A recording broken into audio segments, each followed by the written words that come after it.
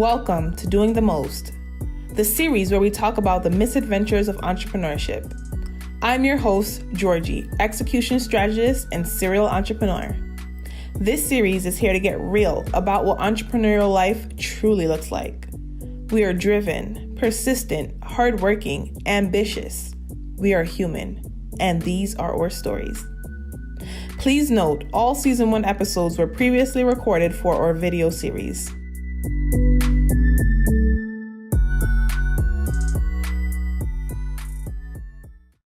Welcome back to the Misadventures of Entrepreneurship. Today, our special guest is Monique. She is the founder and chief creative at Black to Business. But I'll allow Monique to tell you a little bit about who she is and the type of work that she's been doing over the last couple of years. Definitely. Thank you first for having me. I'm so excited to be a part of this project, and thank you for having me on the show. So a little bit about me. I am originally from Georgia. I grew up in a small town, about 3,000 people, very mixed in terms of Black and white, very small, close-knit community. And as you can imagine, being from a small town, you're like, what's outside of here? I have to get out. So that was my story. So after graduating high school, I actually went to Howard University in DC, and I majored in supply chain management in the School of Business.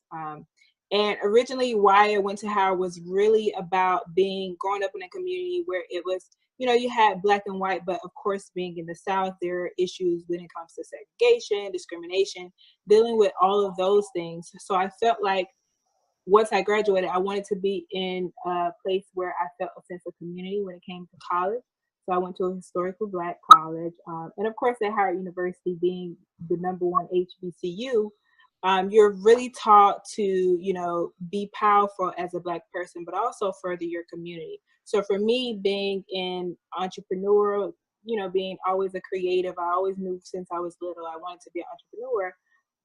I thought, why can't I couple my love for entrepreneurship with my love for my community? I think that growing up in the South, you see a lot of, those misfortunes, and you think, well, why is it that we don't have power? And I think relating to that is the fact that power comes from business ownership. It comes from economic development. It comes from real estate. And those are a lot of things that the Black community doesn't have. So instead of complaining about it, I created something that could provide a solution. And that's when I came up with the idea of Black to Business. I played with the idea after graduation.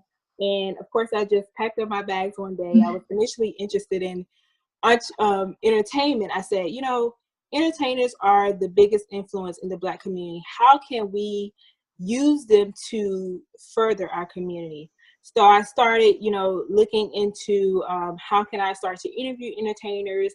And I moved to New York because it's like, if you want to do entertainment, come to New York or go to LA. So I came and I did a little A&R. I really didn't like it. So I said, hey, what's another way that I could come from this angle? And I thought, well, let's start just interviewing business owners. So Black to Business started off with me just interviewing business owners. And as a curious child, you're encouraged and you're inspired by people's stories. So that's the same thing that I wanted to do with Black to Business. So through that, I started really interviewing people, telling their stories, and people wanted more. How can we connect? So from that, I thought, let's do events. So the mission of Black to Business is educating our business entrepreneurs, but also connecting entrepreneurs, because in the community, you do have to have business, but you have to have this this sense of community when it comes to Black entrepreneurship. So that's the problem that I am solving with Black to Business. Nice. Awesome. I'm really happy that you did that, because a lot of times people feel as though when they are entering the business scope or when they have two passions, they can't merge them. So you had the passion for the Black community and the passion for entrepreneurship and business, and you found a way to fuse that and make a business out of that for yourself. So congratulations with that. I want to talk a little bit more about now, your experience while being an entrepreneur of a Black-centered brand. I know before you were telling me a little bit about when you first started, folks came up to you like, why is it focused on just Black? Why is it not just for business? So could you talk about a little bit more about that and how that made you feel? Yeah, so I think it comes back to, a lot of it comes back, and I get this question, people ask me, I've gotten, maybe you should change the name. I've gotten, maybe you should focus on minorities. And of course we have our thoughts about what a minority is. So I think it goes back to background. For me as a child, I was always curious, but I always didn't go according to the path that people thought I should go. So it was like, if you tell me to do this, I'm probably going to do that.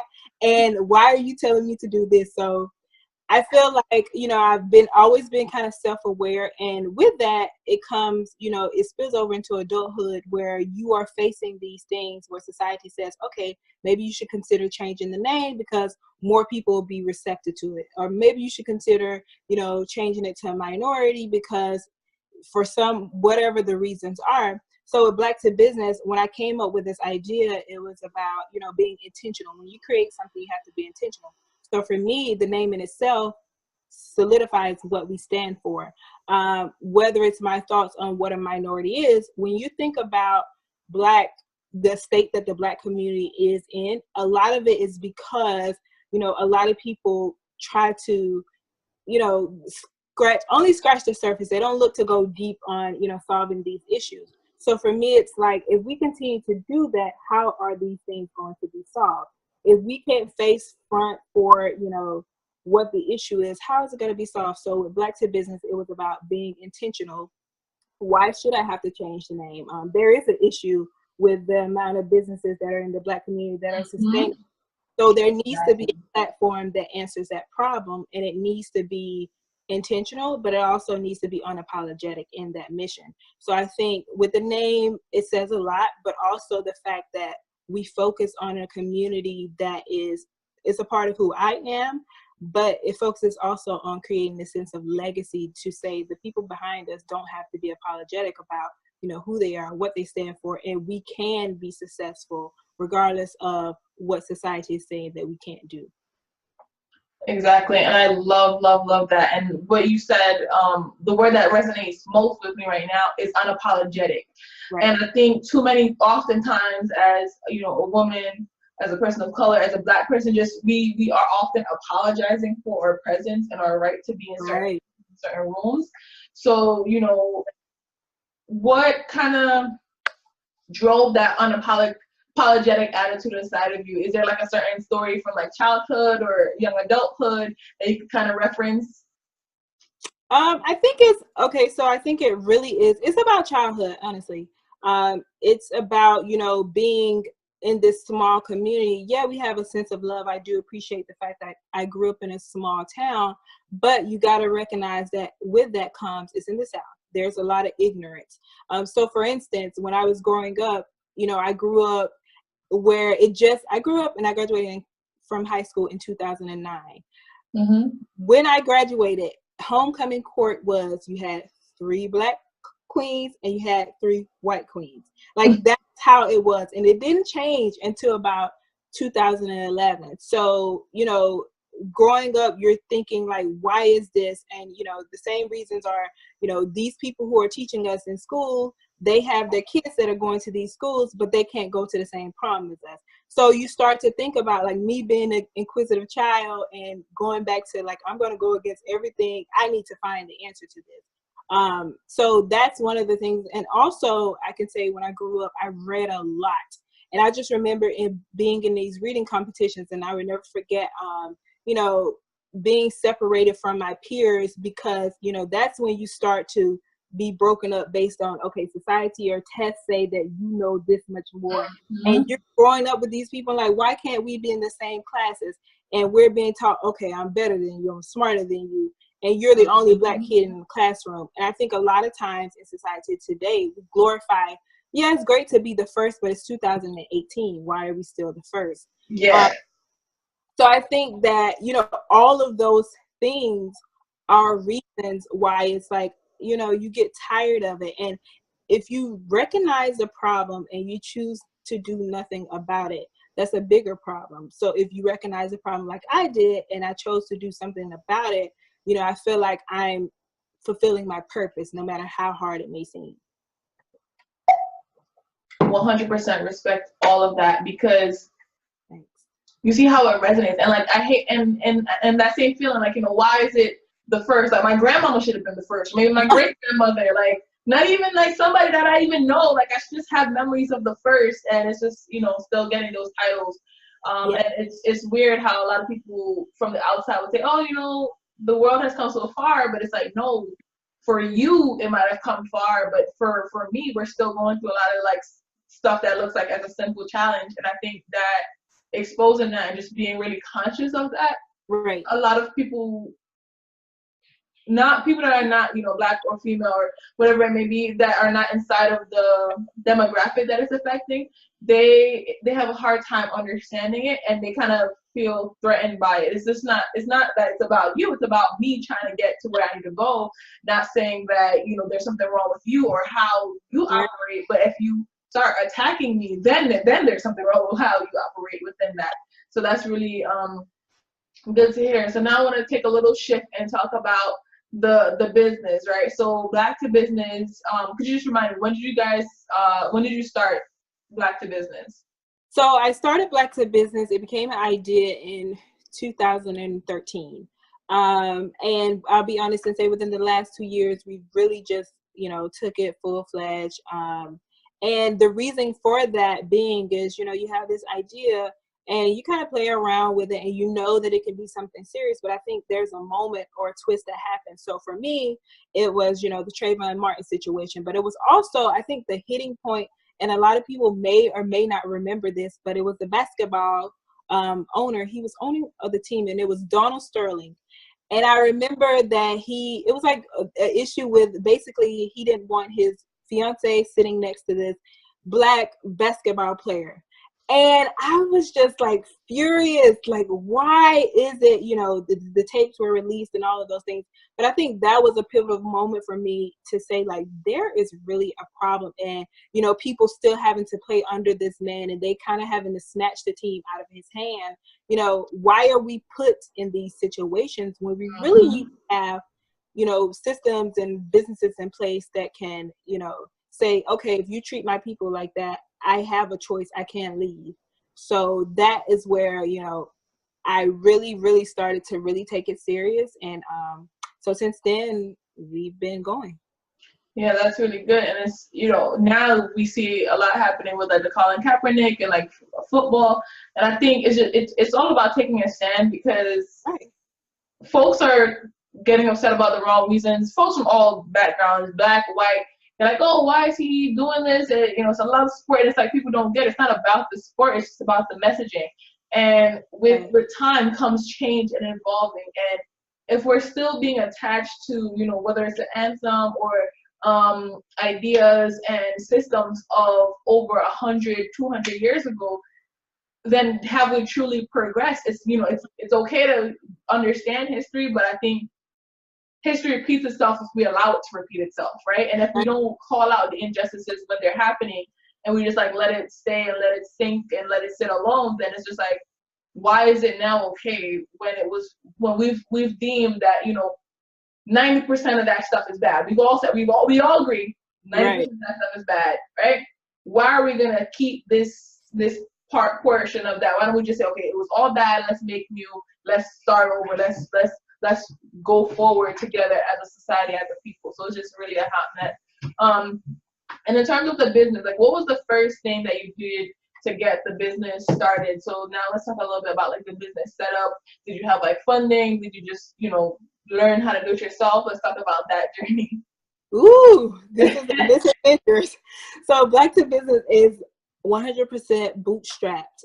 And that is me, my own money, and what money we make from, you know, the products and services that we offer. So starting Black to Business, I started very lean.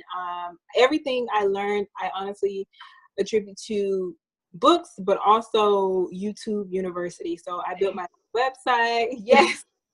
So that is true. It's like when you have a limited amount of budget, but I also think that it's important to learn different things. So throughout that, you know, I've had people help me on my site, but just to be able to go in and, because of the initial process, you know, tweak some things, because now I know how to. So a lot of it's me working on the website. It was me, you know, interviewing people, setting up time, scheduling these things. It was me going to networking events on top of that, pushing people to the site. So just to even speak about, you know, the hardships or, you know, different obstacles that you face in Definitely. yeah, so I can say, like, honestly, when I first moved to New York, you know, excuse me, a lot of people don't know, but I was not employed. So I remember moving to New York with 1 month's rent. And I was like, you know, I have to come here because, you know, I want to get into this entertainment thing. And I know that my ancestors sacrificed, and, you know, what's it for me, a recent college grad, to sacrifice? So I moved to New York, and I just remember just like hustling. But at the end of the day, when I was broke, one thing I did always do is I invested in my business. I remember having a consultant help me what I could pay every month. It was like, you know, this is what I could pay, but making sure that I was always investing in my business and this vision that I had. So those were the early days. And yeah, so that's how I really got started with Black to Business. And it was a lot of grinding and being at events. And I just remember the initial process. I had got a job. I was applying for jobs, and then another job I really wanted. I got that, you know, it was in a retail store because I was like, I want to own this sunglass line. So I started working at Oakley on the weekends. And when I tell you, I don't know how I managed to have control of my time to do full-time, weekend, and Black to Business.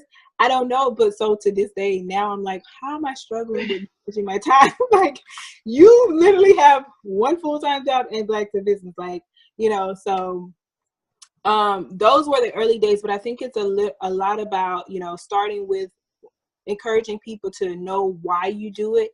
And I honestly think that if people, I've seen it time and time again, if you start something for money, you know, you will not last because money will not come at first. It will take a while to come. Mm-hmm. So those are the tests that come and see, is this something that you're really serious about? So that's what happened for me. Yeah, definitely. And I think back to what you just mentioned about in the beginning, you were doing so many different jobs and like side hustles, and it was just all fine, and you could still even go out on the weekend and probably still catch like a drink and catch a break. I think it's just age or something, or maybe the water in the United States has changed, because I have the same feeling. When I first started in the ecosystem 2013, 2014, right. I went to school, I had a part-time job, I did side hustles, I had my son, I was dragging him with me, I was doing everything. I'm like, this year, a couple months ago, I tried to, you know, I did like a couple events, and I was going to the city. I was like, why am I so tired? Tired, you're tired. I'm doing a quarter of what I did before, and I was like, you know, I think it's the initial days, passion and hunger that it just feeds you and gives you all this energy. And I was just like, insane. we're insane. Now it's like, okay, how do you manage this time? Okay, sleep is a priority. So what happens is to be honest, I just told one of my older friends, because I love older people. I just remember telling her, I was like, I'm only 27 and I'm so tired. Oh my God, I'm so tired. So I'm like, retirement, what? Like, I was like, I can't make it. That's another 40 years of this. So it's real. It's so real. But yeah, that's how it is. And then I want to shift gears again and like talk about the event space. So you're in the event space, and you also like you still continue to do the interviews. Talk a little bit about like why you decided to expand to events and what the power that lies in doing events is. Oh my God. So I've always been that person that if I know something or I know someone that does something, I'm going to connect you. So I've always been that person that saw the value of connections. And with Black to Business, it was really, you know, our mission is to educate and connect. So when you're starting a lean team, how can you educate? So for me, it was like, okay, I don't have a team of bloggers. So how else can I educate people? So I thought, you know, all right, let's get someone on the podcast to really create this workshop style podcast. So you educating people through this podcast. So our podcasts are very educational, they're workshop style. And that's what kind of differentiates our podcast. So there's the educational aspect of it. And then you have this event space. So I'm trying to think, how did I even get started in events? Okay. Oh, so I know. I remember when the young man, I'm so horrible, but it was Castile was shot in the car with his daughter. And, you know, that really, it just really did something to me. And I was like, you know, how can we get people together? Like, what can we do for our community? Like, this is a real issue. So I remember I told one of my friends, or, you know, the person who was on my team, I said, I want to create a general body meeting. And that happened that day. I said, I want it to be this week. And they looked at me like I was crazy. And I'm like, you know, we need to have it happen this week. And, you know, I don't want no social media promotion because this is an action-backed meeting. You know, we need to be strategic. And that's how it was back in the day. You know, everything doesn't need to be on social media, all of these things. And I just remember people, I mean, we promoted it through just word of mouth, and people, I think we had over 150 RSVPs in 3 days. So, you know, I was like, we have something here, and people were just really talking about what can we do and just action behind it. So that was the start of the event space. So from that, you know, I thought, how can some other ways we create and connect for people? So I started, you know, intimate brunches that we do every year. And then from there, I can say that us educating and connecting is not just about us educating and connecting for the community, but it's about, you know, these corporations that have these resources that we don't have. How can we create this sense of partnership so that, you know, you can push your business forward with these resources that are already out there until we create something just like that. So from that, I started, I did, you know, the Verizon event where we had a partnership with them. We did an ad. We've done 2 events with Google, teaching entrepreneurs AdWords, SEO, all of those things. So from there, you know, it's just about creating something that is meaningful, but also that people walk away with a plan. So next, we're going to move into the workshop space. So that's more so in-person education. And I remember us doing a survey, which is very important. When these people attend events, we ask them, you know, what is it something that you would like to see more of? And one of the feedbacks that we got was people wanted to see more in-person events. They wanted workshops, and they also wanted more Black business focused events. Because we started out with just promoting other people's events, because we're not about reinventing the wheel. It's like people are out here doing things. Like, why not put each other on? So that's really something I was very strategic about and really wanted to implement into the business model. So, yeah, that sounds really, really good. And you see what you just mentioned, like you're talking about like the big name players, Verizon, Google, and I'm pretty sure they came to you after seeing like, you know, the work that you're doing. And a lot of folks, they expect that work and that recognition up front, but you know, if you want to like date it, you said this started in 2013, and I'm pretty sure these deals didn't start coming into like 2016, 2017. That's already 2018. 2018. Like, you know, that's real. Yeah, that's 4 or 5 years in. So I just want to reiterate to the audience, like, you know, things take time, and you know what you have to be doing really is like planting those seeds and watering them, giving them sunlight, you know, giving them a little hug, and nurturing your business, nurturing your projects, whatever you're working on. So that way, when your 15 minutes does come, or when your fruit does bear, you know, you got everything ready. You got your stand ready to sell it. You gotta, you know, if I'm doing like my fruit analogy, you know, take care of the lemonade, the lemon trees while they're growing, and then be hustling, building your, you know, your little table. Get your pitchers ready, get your cups ready, because as soon as the lemons pop up, you know, squeeze them out and get your lemonade. Yeah. And I wanted to add another point you asked me earlier about, you know, the name. I just remember having a conversation like after the fact with one of the people that I'm close with in the Verizon area. And I just remember, you know, people were saying, you know, I didn't really get it too much, but people thought, you know, why is it Black to business? Or, you know, people would think that companies would shy away from that, or we don't need that, you know, that type of press or all of those things. Mm-hmm. But it's something about, you know, being really focused, but also being, like I said before, unapologetic. Because I think the thing is people don't understand, you know, I see it all the time, you know, these companies are owned by Black business owners, but they don't want to put themselves on the page because they feel like it won't sell. And I think that's an issue that we have to talk about as well when it comes to Black entrepreneurs. And it's like, if you're not confident in who you are and what you stand for, how can I trust you with my money? How can I trust you to care for, as a customer? So, it's a testament to show people that the name is Black to business. Yeah. So we've been able to create these types of partnerships. And had I changed the name, I would have been just another, somebody else. So I think that's important for people to know that, regardless of if it seems that it's going against the grain, go for it anyway. Yeah, and that just goes back to your first topic and theme that you were talking about, authenticity, being fully present in who you are and what you're doing. I don't know who said this, or even if it's like a real quote, but it's just like I've heard somewhere. If you don't stand for something, you will fall for everything. And so, standing in your truth, we only got one life to live. Maybe it's 100 years, maybe it's going to be 50, maybe it's 10 years long.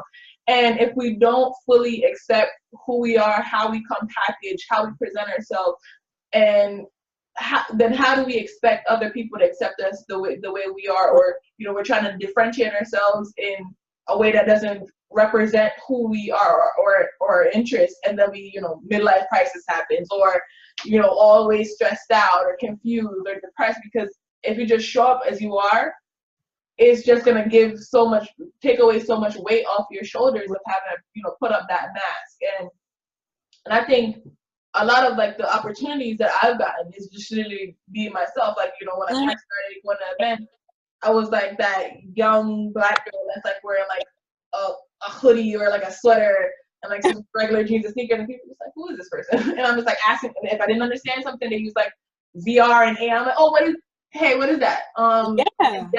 That's what gravitated people to me and what I was doing. And the same thing with you, because I'm Black, y'all. I'm Black, y'all. That's what I'm doing, and that's what I'm about. And if you're not trying to support that and be about that, I don't even want to have to work with you. And then down the line, we're having discrepancies and problems and lawsuits. This is what it is. Take it or leave it. You can leave it. There's enough people that's gonna take it. I think it's so important. Yeah. We're coming to our time now, and I want to ask you one final question. And we're talking a lot about authenticity. So for someone that's out there that maybe they started their brand and they kind of diluted it, how can they be more authentic or more present as themselves in social media when they're networking? Just a tip or two of how to do that. I think I think how you go back to the way you present yourself. And I think us being in this information overload age and time where we're seeing, we were talking about before, some people feel like success is this microwave thing. I think with that, a lot of people, we are so tough on ourselves, which is great, but you also have to be gentle with yourself, because you're on your team. At the end of the day, you have to do and take care of yourself, because if you're not doing that, you're not propelling the business forward, or you might fall out, and who's going to take over? So I think with being gentle with ourselves, we have to think, okay, it's okay if you mess up, go back to the drawing board and really take that time to see, where are these areas that I can twist or tweak? And then another thing that I would encourage people is, ask the right people for advice. When it comes to friends and family, if they're not in your industry, that's it. Because if you do, you're running around and you're wasting time. So I think going back to the drawing board and re-looking over your plans that you set. And I was just telling I work with some clients, and I was telling them that the important thing is proper planning. Before you do anything, before you build a website, I know it's great to, okay, I just started and I just did it, but really take some time to do proper planning, because when you don't, or you feel like you're questioning your why, if you have that plan in place, you have something to reference. So I think, look at people who are not in your industry, who are doing well and who can inspire you, and take some of their, their methods that made them successful and try to implement a few into your business. But I honestly think it's never too late to go back and look at the plan and also tweak the plan. It's not in stone, and that's what innovation is, honestly. Yeah, definitely. And I got another little quote that I don't know who said it, where it came from, But it's like, if you fail to plan, that means you plan to fail. So I was like, definitely. Yeah. I think, and then people, again, you could go back and adjust your plan when necessary. And I think I want to repeat what you said. Go and talk to people that make sense for the advice that you're looking for. You're not gonna talk to a dog walker and ask a dog specialist and ask them, hey, my cat spit up a hairball. Do you think they're okay? Like, if they have no expertise or no knowledge, then they can't really give you the support or the insight that you need. And not saying that they need to agree with you, but just give you the proper direction. Yeah. And you can be inspired, and that's what I'm like. You have those plans in place, and that honestly, the early stages are so critical from who you would take advice from. Mm-hmm. If you're a dog walker, really take advice from a dog walker. And when you got the gist of it, if that cat walker is sending email newsletters and they're pushing it, and you're figuring out how can you send a newsletter, like that is something that maybe you can get that advice. But once you have that proper foundation, mm-hmm. talk to that cat walker, because what you don't want to happen is your vision to be swayed. Definitely. Even in your industry. So yeah. Yeah, thank you so much, Monique, for being here on Doing the Most, the Misadventures of Entrepreneurship. Guys, you can find out more information about Monique in the caption section. Feel free to leave any comments. She'll be watching them or reading them. And thank you. And we'll catch you next week on Doing the Most. Thank you. Yay! Yay!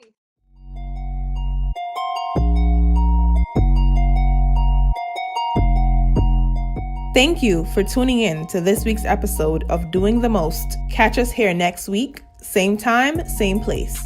If you can't wait, head on over to doingthemost.xyz to stay connected. Until next time, keep on doing.